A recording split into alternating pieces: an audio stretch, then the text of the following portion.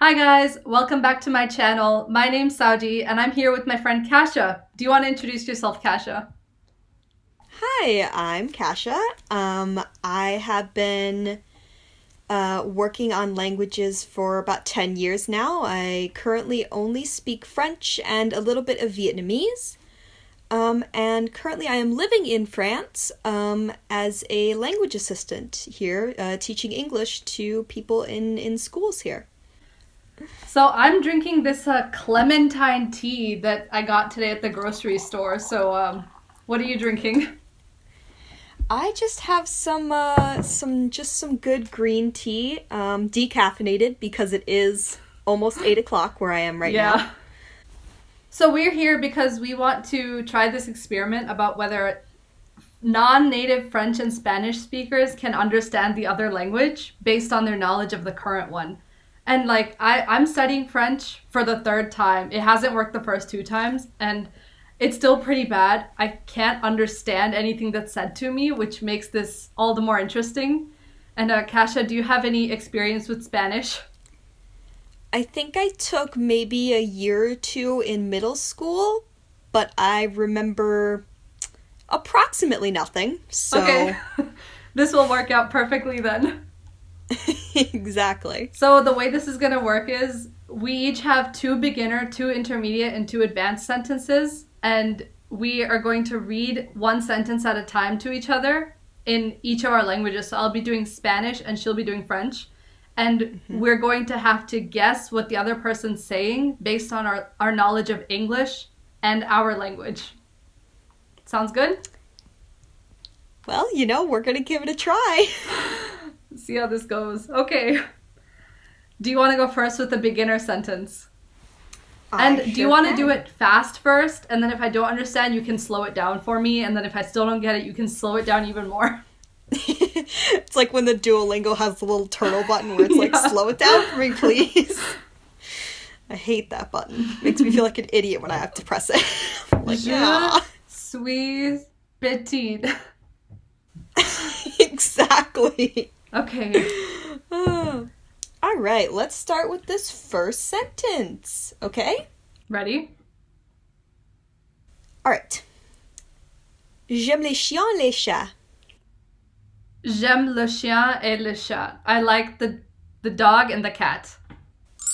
Okay. There you go. Good one. Do you want to do your second beginner one and then we can shift to Spanish?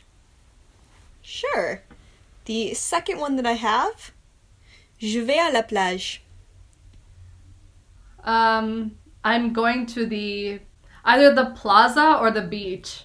Because in Spanish, playa is beach, or it could be plaza. You want to take a guess on which one it is? I'm going to go with beach because these cognate words are not always the same. I'm going to the beach. Yeah, that's what it's saying. Yes. Okay, perfect. Congrats, I think this one was a little bit unfair because I do know a little bit of French, but I think intermediate and advanced won't go so well. Okay, so the first beginner Spanish one. Los niños juegan con los juguetes verdes y rosas. Okay. I know it's something about children and red and green things, so that's a start. Do you want me to slow it down? Yeah.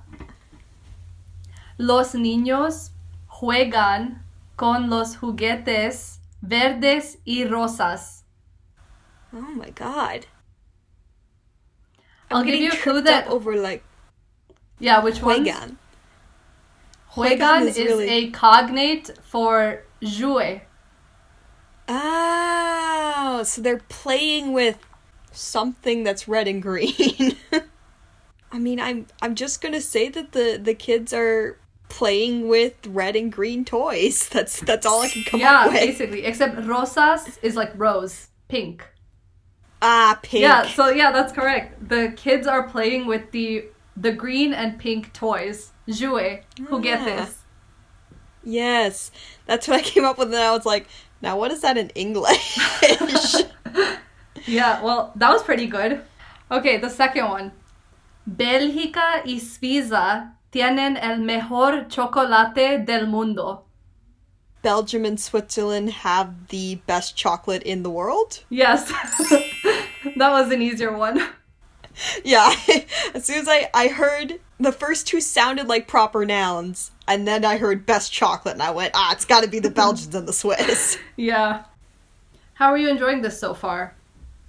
I am enjoying it. It's actually kind of fun to see, like, how many words I can kind of pick out and go, yeah, I kind of get the sense of that. Moving on, I guess. You want to give me your intermediate one? Yeah, let's try this one for you. Aujourd'hui, je suis allée au supermarché, mais j'ai oublié qu'il est fermé dimanche. Oh, I understood today I'm going to the supermarket, and then I did not get the rest. Okay, the second part of the sentence is mais j'ai oublié qu'il est fermé dimanche. I'm celebrating that something's closed. Jubilier is... Okay. What did you say for that word? J'ai oublié. So, oublier is it's a verb. I am not sure if it has a cognate. I don't know. I don't know if it's a cognate in Spanish, but it's the verb is oublier. Oublier. Something's closed on Sunday. So yes, you went to the supermarket, but you were something that it was closed on Sunday.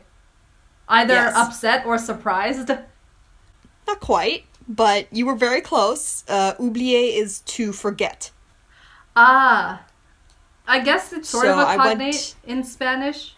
It's olvidarme. So, yeah. It's the same general principle. Yes. Okay, so I went to the supermarket, but forgot it Sunday. Yeah. Okay. I'll get like I guess 50-50 for that one. You know, you got pretty close. You only missed like one word out of it. Yeah. Okay, the second one? The second one? Okay. Demain, je dois appeler les médecins pour voir si je peux faire un rendez-vous avant le Noël. I think you'll have to start from the beginning. Could you do the whole thing slower? Yes. Demain, je dois appeler les médecins pour voir si je peux faire un rendez-vous avant le Noël. Tomorrow I need to go to the doctor's to see if I can do something before Christmas.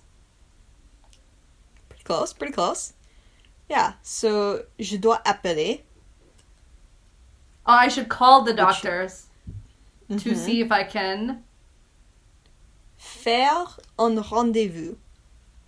I know what that means, to like make a rendezvous, but I don't know what you're trying to say there. Are you saying if you want to travel? Yes.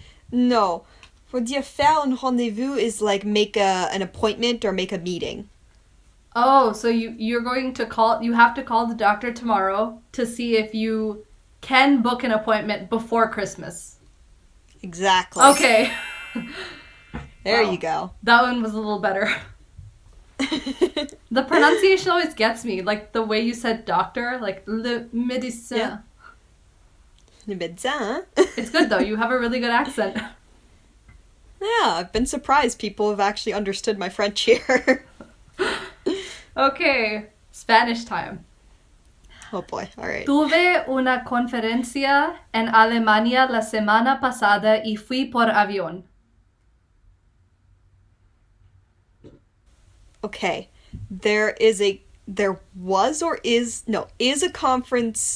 a conference last week there was a German conference last week and something about a plane.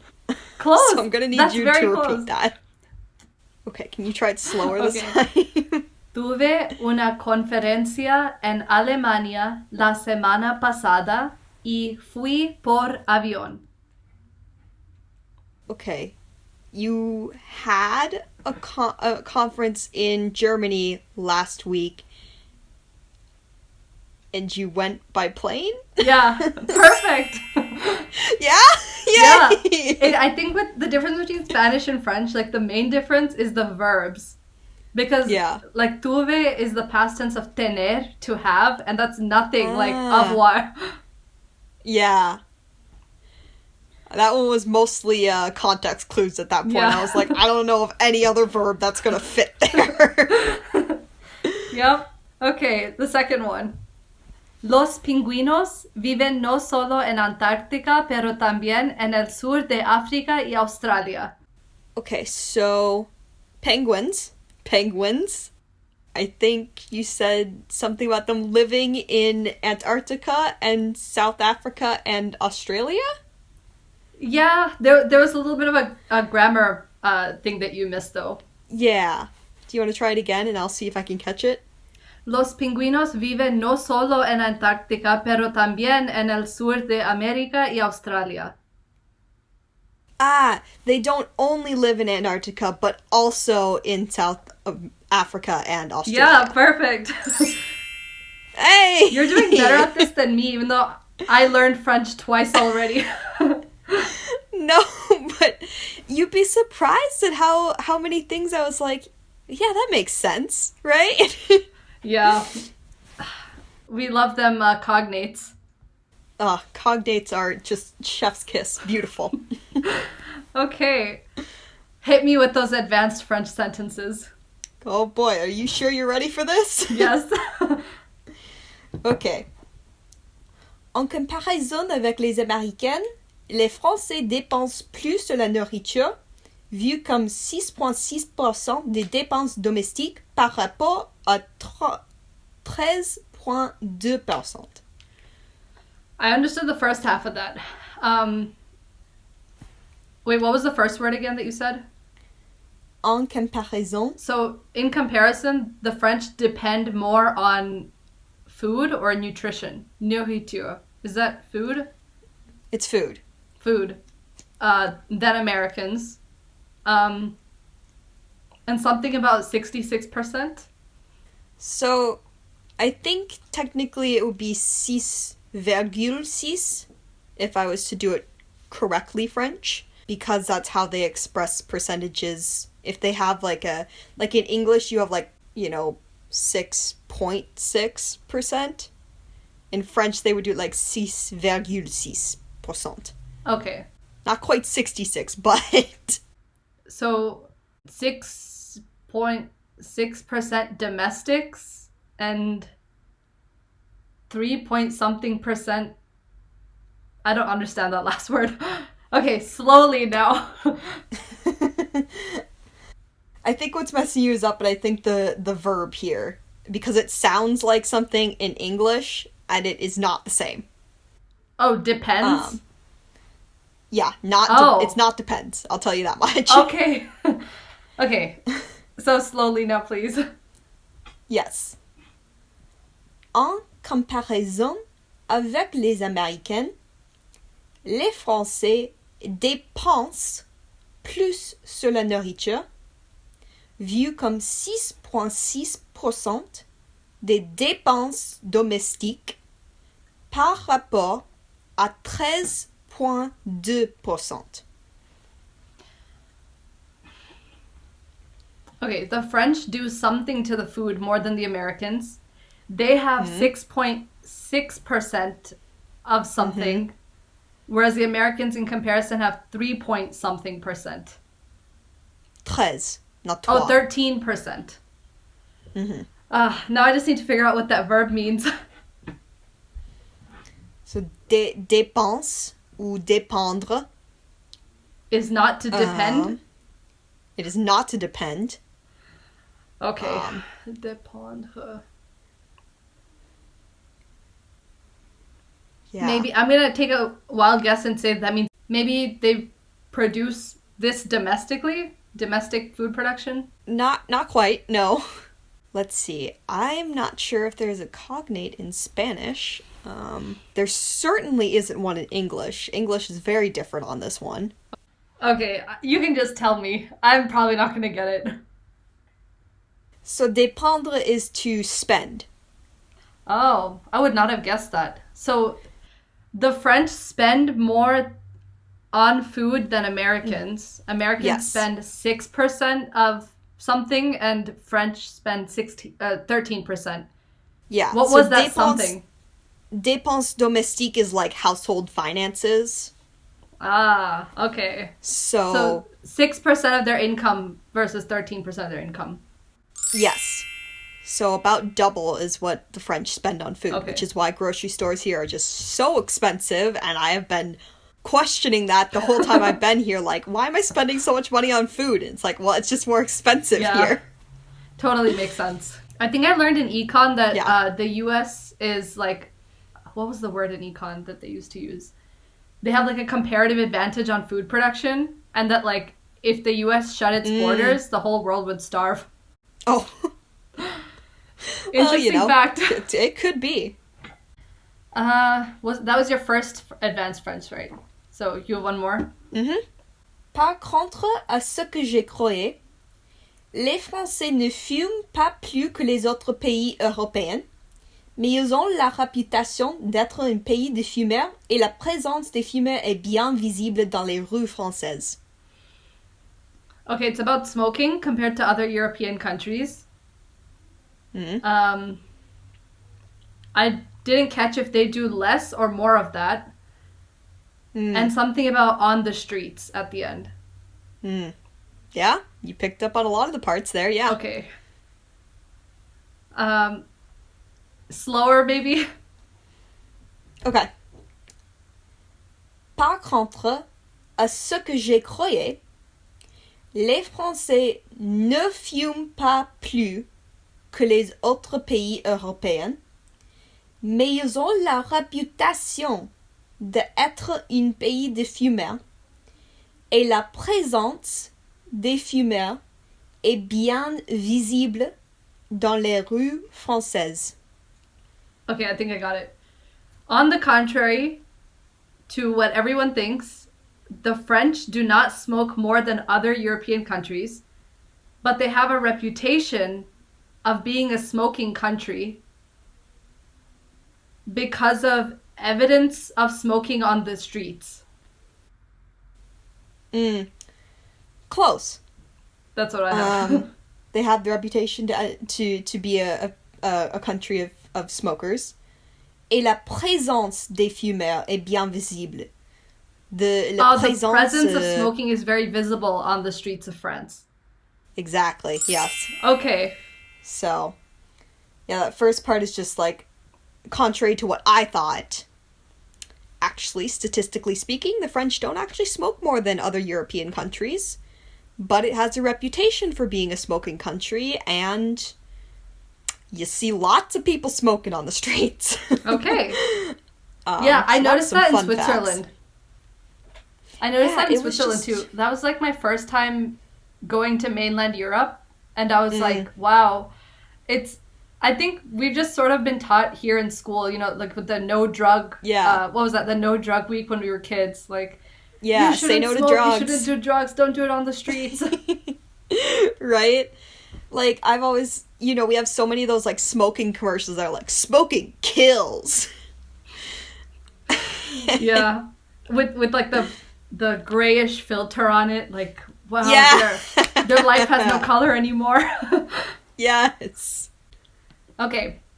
So, I didn't know that you were going to make your advanced French sentences so hard, so I made mine slightly easier in Spanish. Español y francés tienen orígenes similares del latín, pero ahora son idiomas con características muy diferentes. Okay, the first part I got. The first part, Spanish and French share a common origin in Latin. That I got. But something about their characteristics is very different. But I don't know that one word, like idiomas. I can't figure that word out. Idiomas. Idiomas? I don't think it's a cognate. It's a little bit of a weird one. Okay. It's languages. Oh. Yeah, that's a different one. That's a different. Yeah. I always forget. I'm always like lenguas, and then I think like lengua means tongue in Spanish, so it doesn't entirely match out. Yeah, because in French it would just be langue. hmm Okay, the second Spanish sentence. Si ella le gustaría bailar el jueves para la reina del Reino Unido, necesita hablar con sus asistentes. Okay, I lost you real fast on that one. Okay. Can you try it again at the same speed and let's see if I can keep up this time. It's amazing you can keep up considering it's in a different language. I guess that's fair. Okay. Si ella le gustaría bailar el jueves para la reina del Reino Unido, necesita hablar con sus asistentes. Okay, so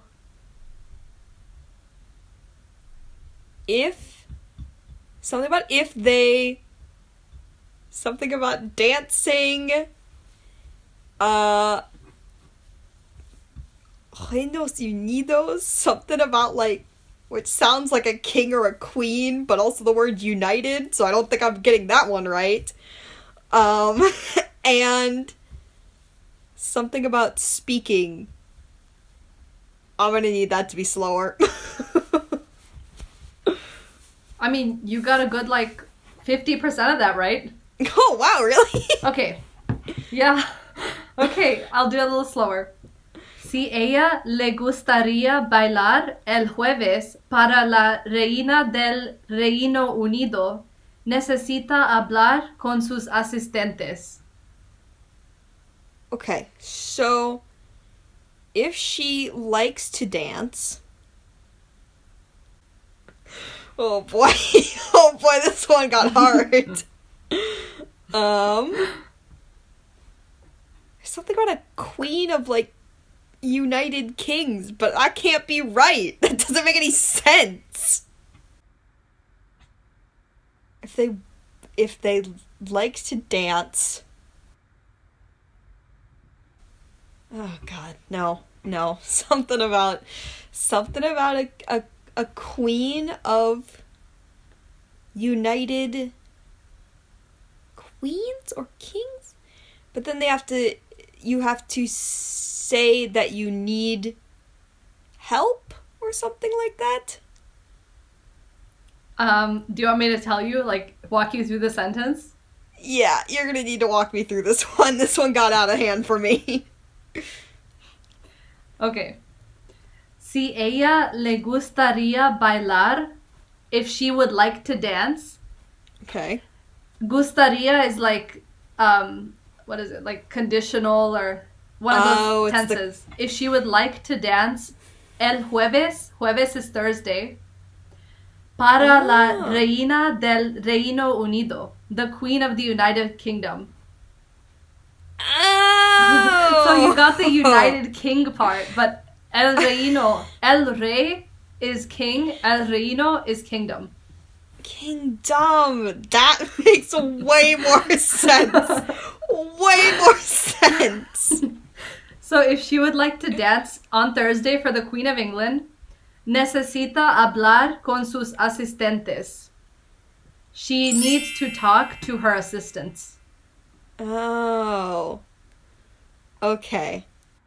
That makes more sense than I mean, I got some parts of that, but other parts of that way over my head. You did very good at the French. I was struggling with the Spanish, but... I would say it's the other way around. I learned French twice, and this is my third time, and I had some trouble, yeah. But, you've never even really learned Spanish.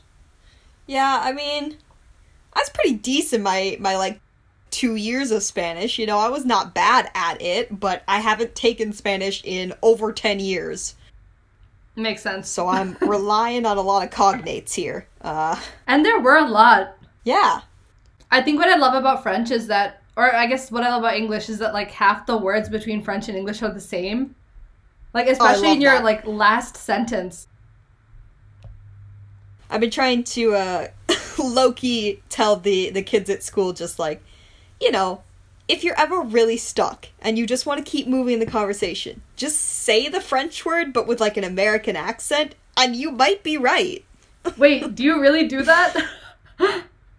I mean, I do that in French sometimes. If I don't know the word in French, I just kind of wing it with whatever the English word is, and I just say it with a French accent, and I go, maybe it's right. I honestly do that with Spanish, too, and it's such a stereotype. That's why I always say las lenguas, and I'm like, wait, no, that's not entirely right. It does get you in trouble sometimes, where you're like, ooh, not what I meant to say. Like, you can't say, like, excited in French. No, don't say that. Don't do that, because I don't know what a better way to say excited is, but excité en français is not excited. It's aroused. Oh, okay. I would have said something like, well, if I was winging it, I would say j'ai excitement. I have excitement. Yeah, I'm not sure if that works. I don't know if that one does. I just know but that we're excité... winging it. Yeah. Okay, well, that's all we had today, Mm-hmm. and this was really fun. Thank you so much, and thanks for being on my channel. Happy to be here. So be sure to like, comment, and subscribe for similar videos like this. I'm going to be putting out a future video doing the same thing, but with Dutch and German, so be on the lookout for that one. Bye!